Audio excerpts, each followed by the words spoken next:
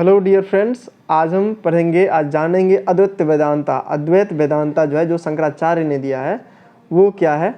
और इससे पहले जान लेते हैं जो ये मतलब अद्वैत वेदांता वेदांता फिलॉसफी से कैसे रिलेटेड है, ये कैसे डेवलप हुआ है। तो वेदांता का मतलब क्या है? वेदांता का मतलब है end of knowledge. Vedanta philosophy वाले मानते हैं ना, वेदांता से आगे कुछ नॉलेज ही नहीं है, उससे आगे कोई सोच ही नहीं सकता है ना। मतलब वेद मतलब नॉलेज, और अंत मतलब जहाँ पे नॉलेज का अंत हो जाता है, उससे आगे कोई नॉलेज है ही नहीं, कोई सोच ही नहीं सकता, है ना। तो ये जो वेदांता फिलॉसफी जो है ना, एक्चुअली में ये समरी है। वेद जो है, चारों वेद जो हैं, उसके समरी है।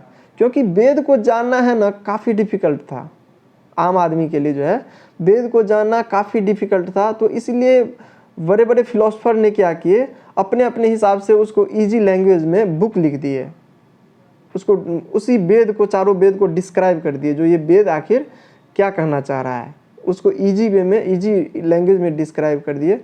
लेकिन क्या हुआ कि वो बहुत सारे फिलोसफर अपने अपने हिसाब से कर दिए, कंट्राडिक्शन आ गया।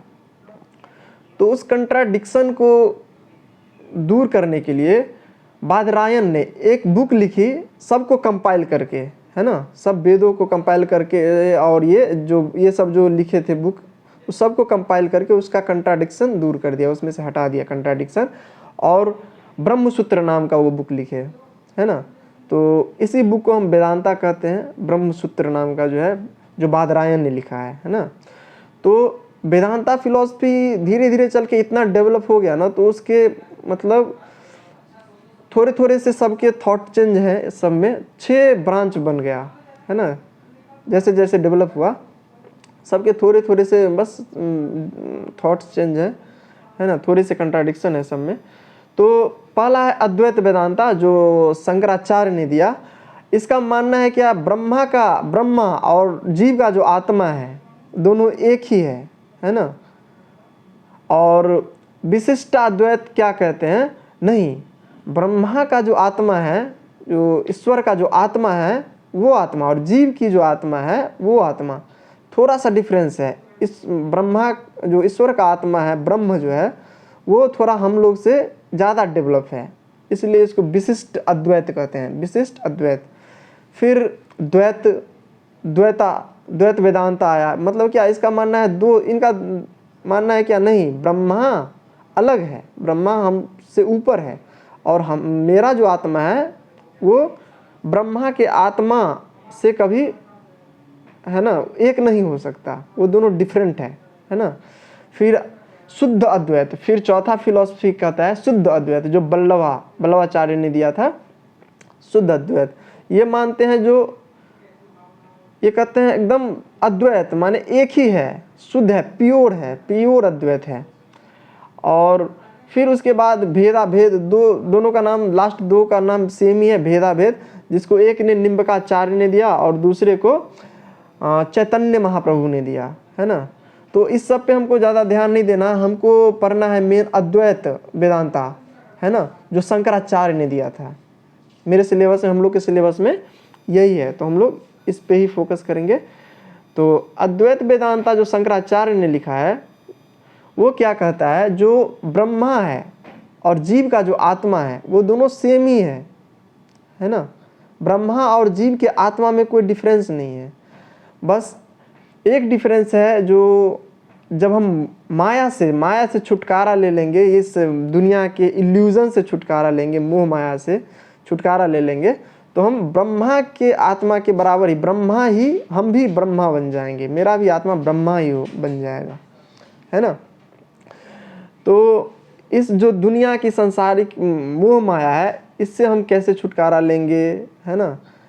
जैसे ये कह रहे हैं, जैसे हम लोग सपना देखते हैं, तो सपना देखते टाइम में कैसे लगता है, सपना देखते टाइम में ये लगता है यही रियल है, यही रियलिटी है। जितना देर तक हम लोग सपना देखते हैं, लगता है यही सच्चाई है ना। तो जैसे मैजिशियन जैसे मैजिक करता है, तो लगता है यही सच है, ये जो मैजिक दिखा रहा है यही सच है ना।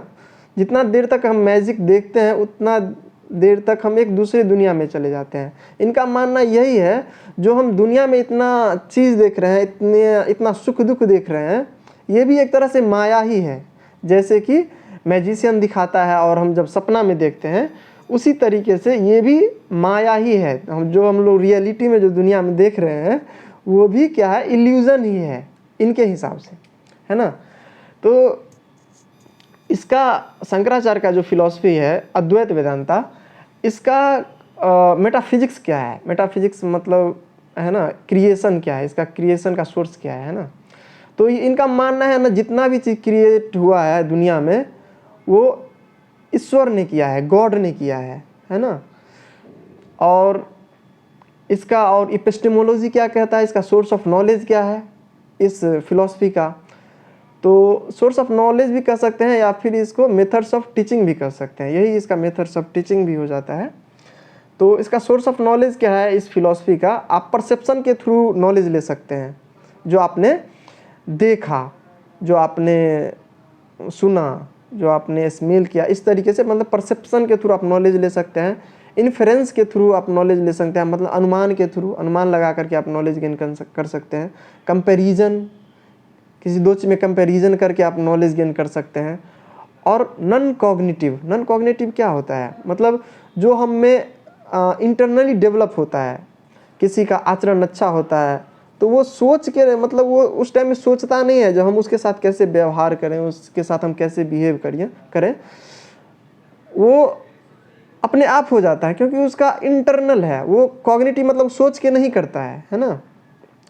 तो इस तरीके से हम नॉलेज गेन कर सकते हैं। ये जो चारों है, ऊपर के जो चार हैं, perception, inference, comparison, non cognitive, ये होता है अपरा नॉलेज जो है ना, मटेरियलिस्टिक वर्ल्ड जो है, सुख सुविधा वाला जो नॉलेज है, वो हम इस चार तरीका से ले सकते हैं। और जो परा नॉलेज है, जो स्पिरिचुअल नॉलेज है ना, वो हम दो तरीका से ले सकते हैं। एक है टेस्टिमनी, किसी का स्टेटमेंट्स, जैसे शंकराचार्य ने जो बताया उसको हम मान लें, उसको पढ़ के हम जान लें, है ना। एक है पोस्टुलेशन, जो इसमें पोस्टुलेट किया गया है, जो मैथ में जैसे पोस्टुलेशन होता है, मान लेता है जो ये सही है ना। जैसे दो लाइन को मिलाने वाली रेखा हमेशा मतलब स्ट्रेट होगी, एक लाइन में होगी, एक सीध में होगी, ये पोस्टुलेशन है। इसी तरीके से इसका भी जो पोस्टुलेशन होता है वो मान लिया जाता है ना। ये तो फिर इसका एक्जियोलॉजी क्या कहता है इस फिलॉसफी का, अद्वैत फिलॉसफी का एक्जियोलॉजी कहता है, जो इसका एक्जियोलॉजी यही है, जो आप जान जाए, जो इस संसार में जो सारा चीज़ हमें दिख रहा है, ये इल्यूज़न है, ये माया है, ये सच्चाई नहीं है ना। ये इसका एक्जियोलॉजी है, इसका वैल्यू है, इसका मतलब एक सुंदरता है, ब्यूटी है इस फिलॉसफी का, है ना। और आगे क्या है, डिसिप्लिन के बारे में जानते हैं। इस फिलॉसफी के हिसाब से डिसिप्लिन क्या है, इन्होंने डिसिप्लिन को 4 स्टेज में बांट दिया है। मतलब पहला डिसिप्लिन ये मानते हैं, जो है ना, जब शुरुआत होता है तो इनका मानना है जो बच्चे अटेंशन दे ही नहीं पाते हैं, किसी चीज़ पे एक जगह पे अटेंशन कर ही नहीं पाते हैं, है ना। फिर आगे चल के वो क्या हो जाते हैं, अपने सेंस ऑर्गन का, जो आँख है, जो नाक है, जो कान है, जैसे हम आँख से किसी चीज़ को देखे हम उधर ही भटक गए, जिस पे मतलब किसी चीज़ को देखे मेरा ध्यान उधर ही चला गया, हम अपने चीज़ पे कंसंट्रेट नहीं कर पा रहे हैं। कोई चीज़ सुन रहे हैं तो मेरा ध्यान उधर चला गया, है ना। हम मतलब जो हम कर रहे हैं उस पर कंसंट्रेट नहीं कर पा रहे हैं, है ना। तो दूसरा स्टेज है, मतलब हम सेंस का गुलाम बन जाते हैं, सेंस ऑर्गन मेरा जिधर भटकाता है हम उधर भटक जाते हैं। फिर थर्ड स्टेज क्या है, जो उसमें क्या कर रहे हैं, जो थोड़ा थोड़ा कंसंट्रेशन आने लगता है, थोड़ा सा डेवलप होने लगता है। और फोर्थ स्टेप है जब हम किसी चीज़ पे फुल्ली कंसंट्रेट कर पाते हैं, है ना। तो ये 4 इसका डिसिप्लिन है। और इसका एम्स ऑफ एजुकेशन क्या है, इस फिलॉसफी का एम्स क्या है एजुकेशन के प्रति, है ना। इनका मानना है ना, जो सॉल है, सॉल मतलब क्या, सॉल इनका मानना क्या है, जो आत्मा जो होता है ना उसका शुरुआत होने का कोई टाइम है ना ख़त्म होने का टाइम है, वो इटर्नल है, ना शुरू होता है ना ख़त्म होता है ना। तो हम जाने जो सोल क्या है और नॉन सोल क्या है, मतलब सोल जो हम आत्मा के बारे में जानेंगे जो कभी नहीं ख़त्म होने वाला है ना।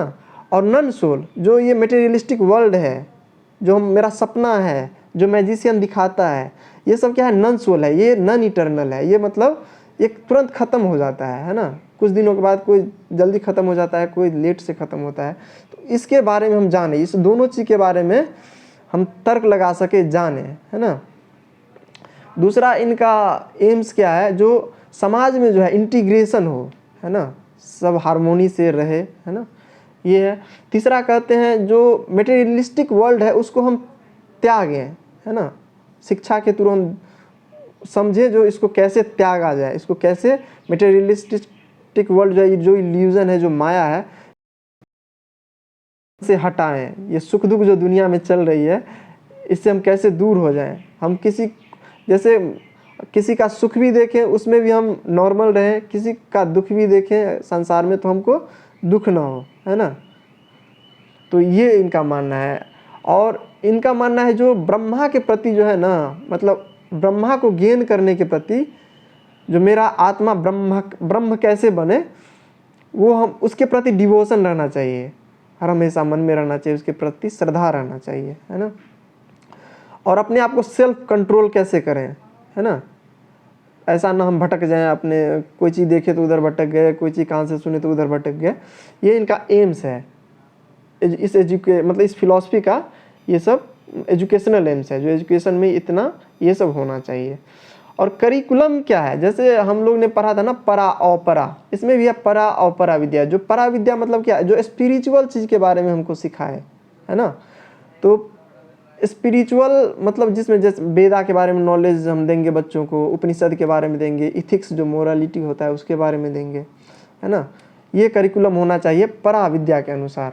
और अपरा विद्या मतलब ये दोनों चीज़ को जानेंगे, मटेरियलिस्टिक वर्ल्ड है उसको भी जानेंगे, जैसे साइंस के बारे में जानेंगे, एस्ट्रोलॉजी के बारे में जानेंगे, इकोनॉमिक्स जानेंगे, आयुर्वेदा हो गया, हिस्ट्री हो गया, मतलब जो हमारे मटेरियलिस्टिक वर्ल्ड में जो जितना भी सब्जेक्ट, जो जितना भी चीज़ काम आता है उसको इन्होंने इंक्लूड किया। और लास्ट में क्या है, जैसे मेथड्स ऑफ टीचिंग मैंने तो बताया वही सेम है मेथड्स ऑफ टीचिंग, लेकिन एक स्पेसिफिक मेथड्स ऑफ टीचिंग क्या है, जो सोर्स ऑफ नॉलेज था, जो एपिस्टेमोलॉजी है, वही मेथड्स ऑफ टीचिंग भी है, उसी को इन्होंने लिखा है। जो लिसनिंग मेथड है, जो सुन के हम कर सकते हैं जो नॉलेज गेन, है ना, जो बड़े बड़े फिलोसफर हैं उनको सुन करके हम नॉलेज ले सकते हैं इस फिलॉसफी का, है ना। मेडिटेशन के थ्रू ले सकते हैं। और रियलाइजेशन, हम ये जान सके, अपने आप को रियलाइज कर सकें, है ना, जो माया से मतलब दूर कैसे हो, इल्यूजन से कैसे दूर हो, है ना। ये इसका क्या है, मेथड्स ऑफ टीचिंग है ना। और भी मेथड्स ऑफ टीचिंग ऐड कर सकते हैं जो मैंने एपिस्टेमोलॉजी में पढ़ा। बस यही है। और मेरे ख्याल से ये इजी लगा होगा, सिंपल लगा होगा, इतना काफ़ी है एग्ज़ाम के लिए, है ना। तो अगर इतने पॉइंट्स अगर याद रहे तो एग्ज़ाम मेरे ख्याल से इजी हो जाना चाहिए। Okay, thank you.